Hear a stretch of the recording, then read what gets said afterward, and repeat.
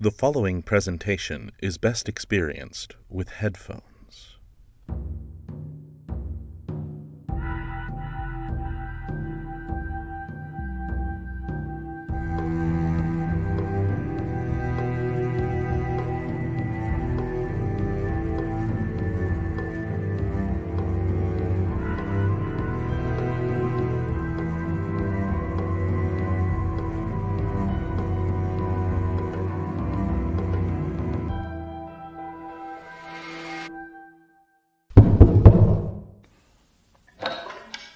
Greetings, honored guests. Please, step inside.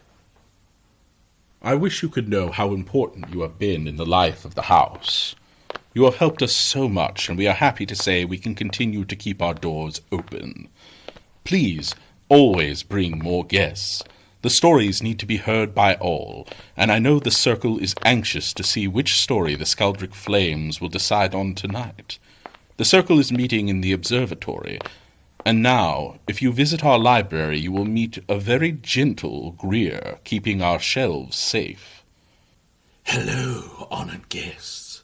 Come by any time. Yes, the library is such an important place for many. It is a place where dreams, ideas, and fantasies leap from the pages and become living, breathing figures of life. Ah, we have arrived. I now leave you in the capable hands of the Circle. Honored guests, please come in, come in. We are so happy to see you once more. You're just in time. The Flames have been waiting for you. And they have just the story to say there's no place like home here at the House of Branching Paths. Yes, my friends, I do believe I see the crackle of a story on those flames. The fire burns bright, with stories ever knowing. Honored guests, the House of Branching Paths has truly come to life, and we have you to thank. When you hear our stories and tell others the tales, The stories live on. One story that the Flames have kept alive this whole journey we've been on Is the 1900 novel. The first in a series of books. By L. Frank Baum. oh, Nan, it is your time. Yes, Now, it is your job to guide our guests safely to the enchanted land and back to us. Yes, come, honored guests. I can feel the winds picking up. We can't miss the cyclone, or it's a much longer journey there. We will see you soon. This way, honored guests. Let's go meet The wonderful Wizard of Oz. our four friends. The Scarecrow? The Tin Woodcutter. The Cowardly Lion. And Dorothy. Were all waiting patiently to see what the great humbug Oz would do. They each longed for something. The Scarecrow, What's brains in my head? the Tin Woodcutter, Wants a heart to beat. the Cowardly Lion, Wants to live with courage. and Dorothy. Wants to go back to Kansas. The friends waited patiently until the next morning the Scarecrow was called to the throne room. The Scarecrow entered and found the little man sitting down by the window. The Scarecrow remarked, I have come for my brains. Oz replied. Ah, yes. Sit down in the chair, please. You must excuse me for taking your head off, but I shall have to do that in order to put your brains in the proper place. The Scarecrow was untroubled. That's all right. You are welcome to take my head off, as long as it will be better once you put it back on again. So the wizard unfastened his head and emptied out the straw. He took up a measure of bran, which he mixed with a great many pins and needles. He filled the top of the Scarecrow's head with the mixture and stuffed the rest of the space with straw. Hereafter you will be a great man, for I have given you a lot of brand new brains. The Scarecrow was pleased and returned to his friends. Dorothy looked at him curiously. His head was quite bulged out at the top with brains. She asked, How do you feel? I feel wise indeed. When I get used to my brains, I shall know everything. Why are those needles and pins sticking out of your head? That is proof that he is sharp. Well, I must go to Oz and get my heart. And so the woodcutter walked to the throne room and said, I have come for my heart. Very well, but I shall have to cut a hole in your chest so I can put your heart in the right place. I hope it won't hurt. Oh, no, I shall not feel it at all.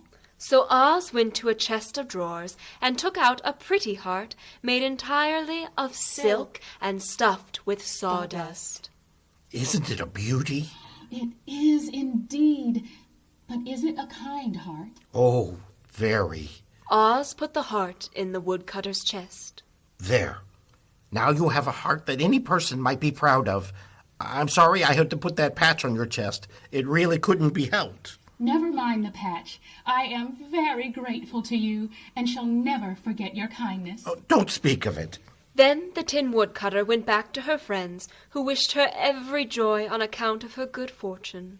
The lion now walked to the throne room and said, I have come for my courage. Very well. I will get it for you.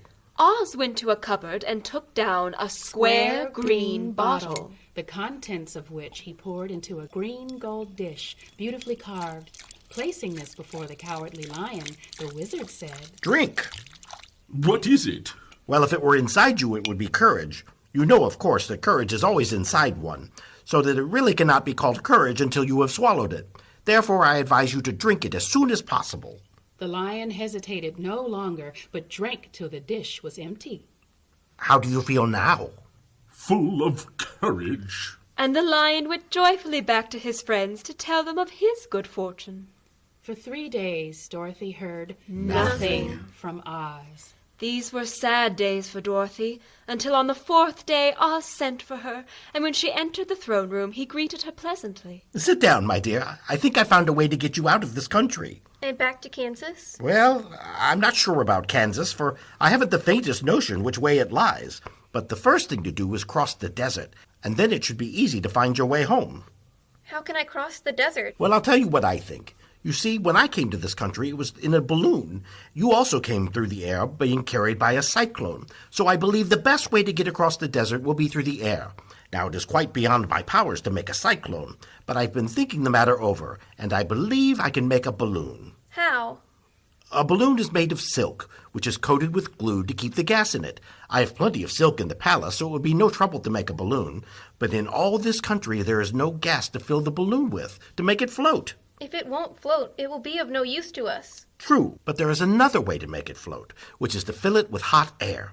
Hot air isn't as good as gas, for if the air should get cold, the balloon would come down in the desert, and we should be lost. We? Are you going with me? Yes, of course. I'm tired of being such a humbug. If I should go out of this palace, my people would soon discover I am not a wizard, and then they would be vexed with me for having deceived them. So I have to stay shut up in these rooms all day, and it gets tiresome. I'd much rather go back to Kansas with you and be in the circus again.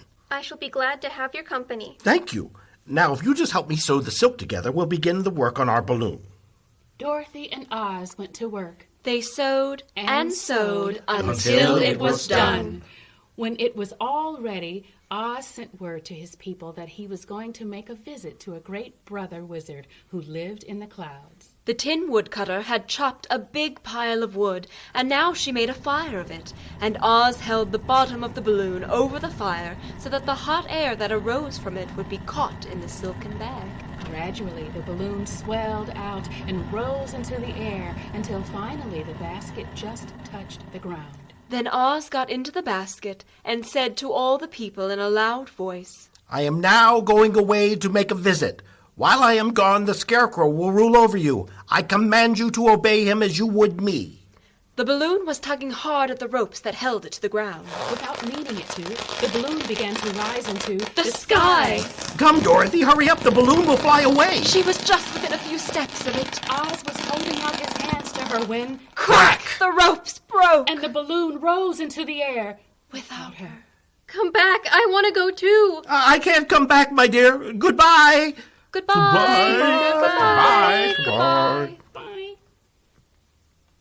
And that was the last any of them ever saw Oz, the wonderful wizard. Dorothy wept bitterly at losing her chance to go home. The Scarecrow said, Let us call the guardian of the gates and ask his advice. The guardian came quickly to them.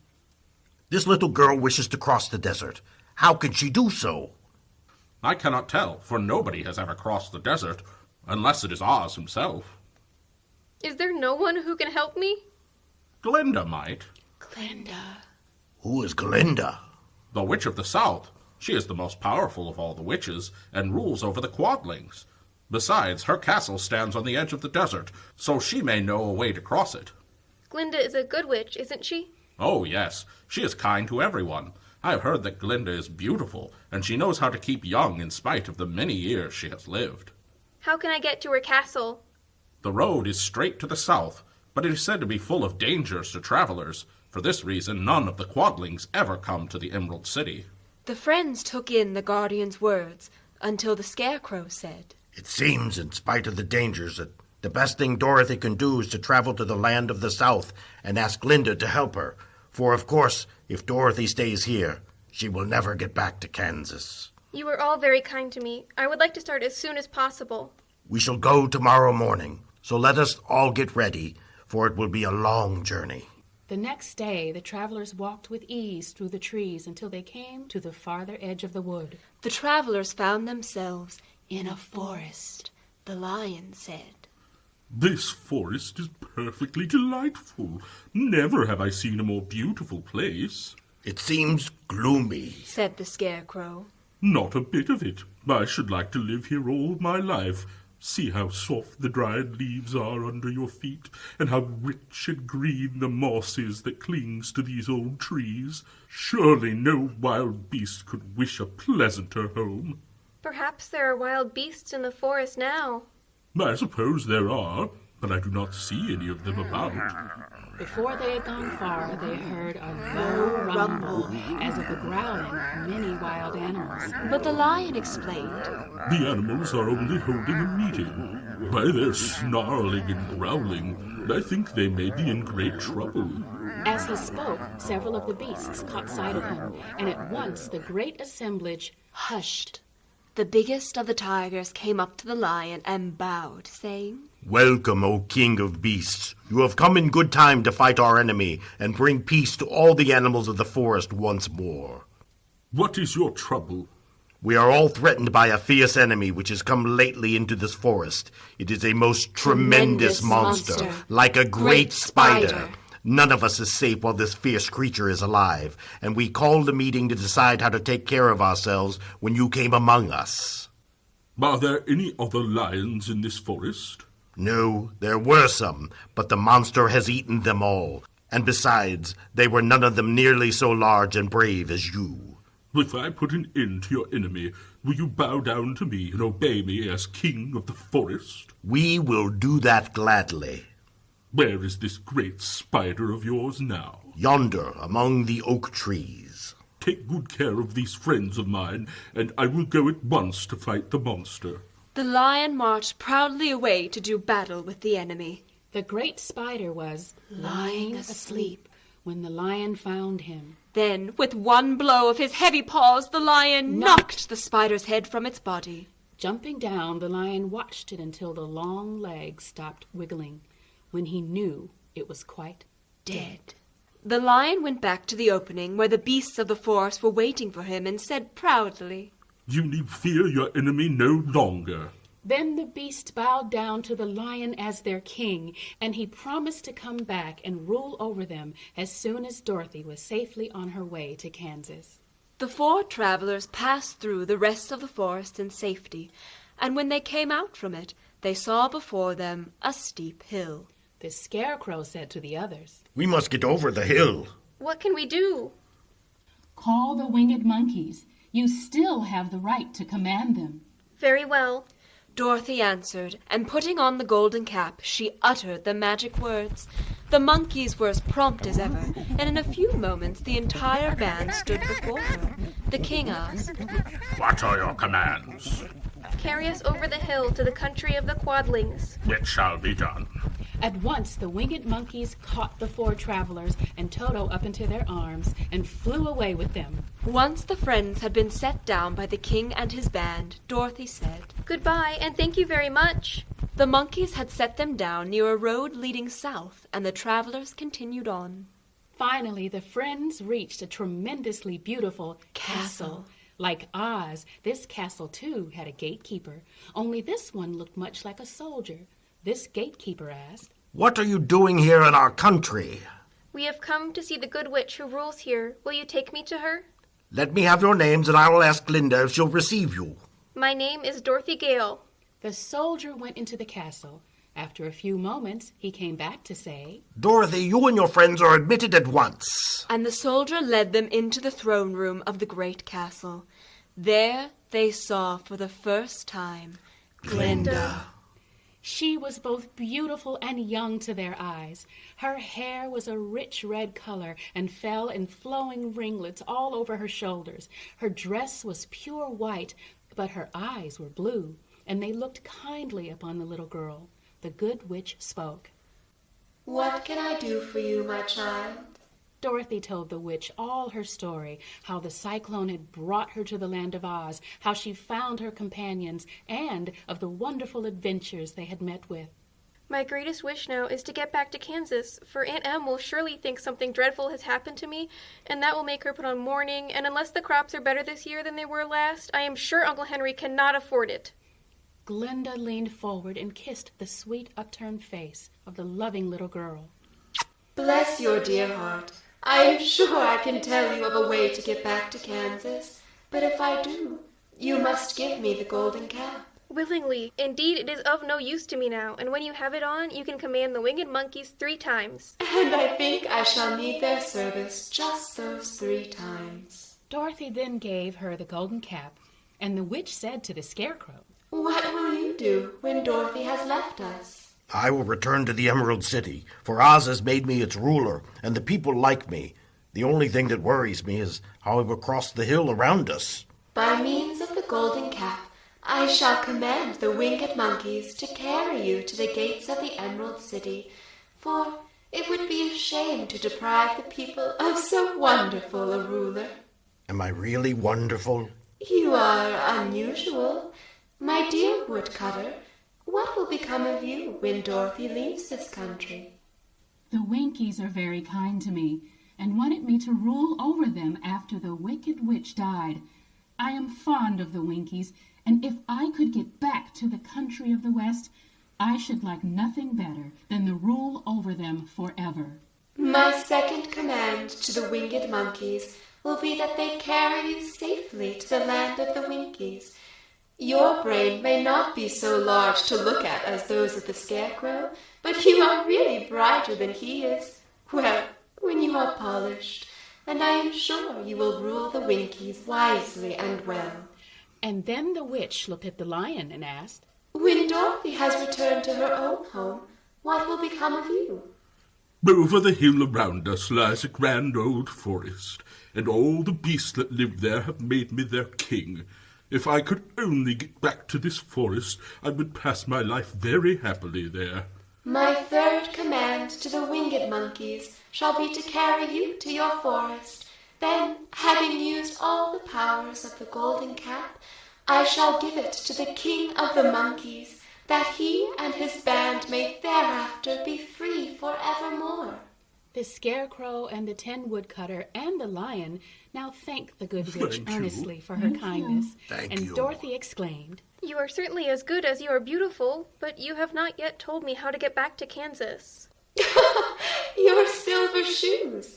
If you had known their power, you could have gone back to your Aunt Em the very first day you came to this country.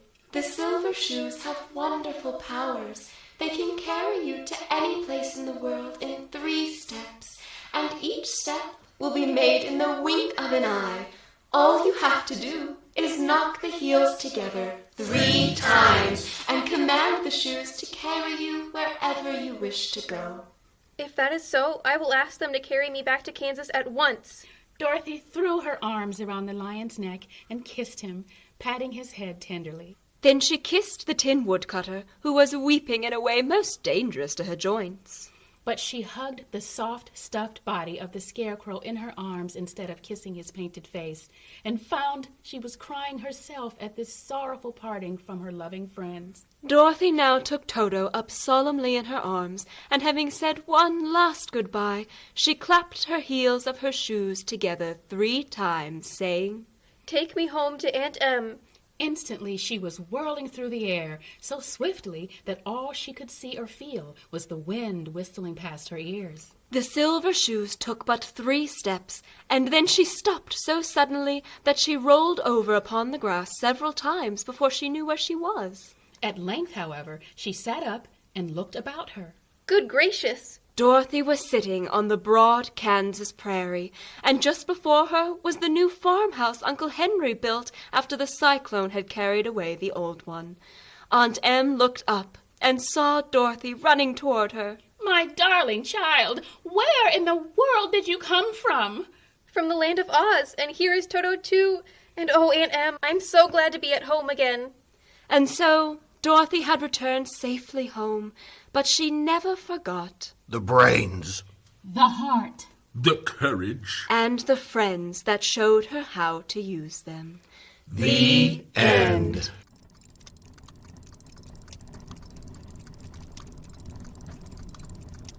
All right, honored guests, we click them 3 times. 1, 2, 3. Welcome back. You did an amazing job, Nan. Thank you. Thank you all. I had a wonderful time in Oz. I got to meet so many people. Well, thank you, Nan, for showing us your brains. Your heart. And your courage, so that we could bestow this great responsibility to you. And you, dear guests, also have a responsibility. As we here at the House of Branching Paths get used to our new roles, we hope that you will take the stories with you, Share them. Sing them. Whisper them. Or write them down. so they are never forgotten. We will see you soon, honored guests. But for now, we must say goodbye. Yes, my friend. I do believe I see the crackle of a story on those flames.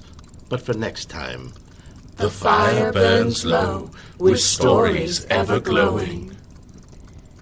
Honey, guess. Come this way. It's me, Lottie. I'm here to guide you as you exit.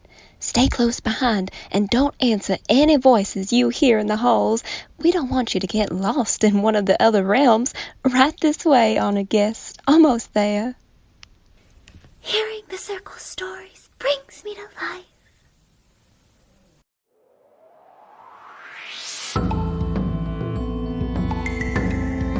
You have been listening to The House of Branching Paths, a theatrical podcast experience brought to you by Round Two It Productions, created by Mark Kilmer and Carol Ann Miller, with featured artists Kimmy Kidd, Bill Blanky, and Caitlin Sowers, with music by Elegy.